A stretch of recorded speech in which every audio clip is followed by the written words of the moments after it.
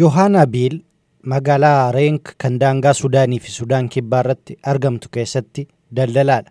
Akka inni jedhutti erga ji'a eebilaa keessa waraanni Sudaan keessatti jalqabee hordofe hanqinni meeshaalee mudachuu fi gatiin isaaniis akkaan qaala'uu hima.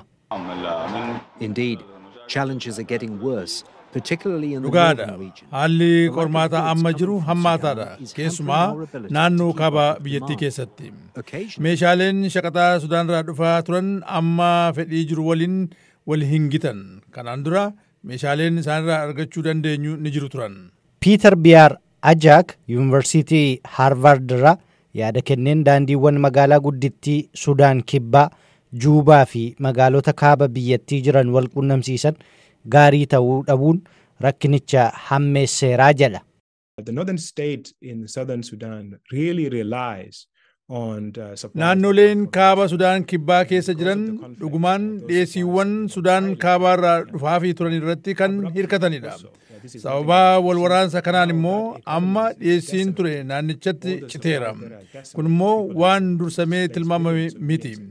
Gaafa dhiyeessiin meeshaalee irraa citu immoo haalli dinagdee naannoo sana jirus ni daddaqamaa jechaadha. Namoonni qe'ee isaanirraa buqqa'anii miiliyoonatti lakkaa'aman gara kanatti godaananiiru. Kunis kufaatii dinagdee isa cimaadha. Abu Katem namoota 170 Sudaan irraa gara Reenk Sudaan Kibbaatti baqatanii jiran keessaa ishee tokkodha. Haalli dinagdee naannoo Reenk keessa jiru kufaa jiraachuu waan namatti agarsiisu jiraachuu dubbatti. Sometimes people stay hungry during the daytime and have one meal. Yeroo tokko tokko namoonni agabuu oolanii galgala nyaata nyaatu guyyaatti al takka. Kunis maallaqni nyaata ittiin bitan waan hin jirreef. Haala dinagdee naannoo kanaa dhiibbaa keessa wanti galchee inni biraan immoo Sudaan Kibbaa galii 90% baankii addunyaarraa kan argattu boba'aa gara alaatti kan ergitu karaa Sudaanidha. Konkolaattonni fe'iisaa gurguddoon kanneen keemikaalotaa fi meeshaalee biroo dhiyeessan naannoo daangaa irratti of duuba deebi'anii dhaabbatanii jiru. Patrick Heenish ogeessa dinagdee kan ta'ee fi biyya Jarmanitti baankii Heleebaa keessa kan hojjetu meeshaaleen Sudaan Kibbaarraa gara Galaana Diimaa seenuuf karaan jiru kan Sudaan qofaa jedhamanii gaaffii gaafatamaniif akkas jechuun deebisu.